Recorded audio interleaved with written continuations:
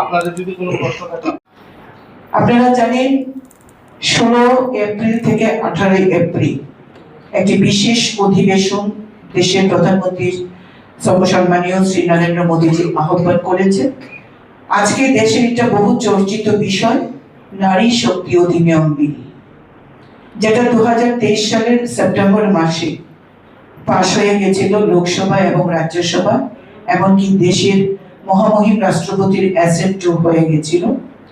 একটি বিশেষ সংশোধনী এনে লোকসভায় 2026 সালের 16 এপ্রিল আবার একটি অ্যামেন্ডমেন্ট বিল সংসদে পেশ করা হয়, তারপরে এটাতে ভোটাভুটি হয় এবং এই নারী শক্তি অধিনিয়ম বিল এবং তার যে সংশোধনীটি, অত্যন্ত পরিতাপের সঙ্গে আমরা আজকে আপনাদের অবগত করছি যে কংগ্রেস এবং ইন্ডি জোট যেটা কংগ্রেসের, তারা এই বিলটির বিরুদ্ধে ভোটাধিকার প্রয়োগ করেছেন।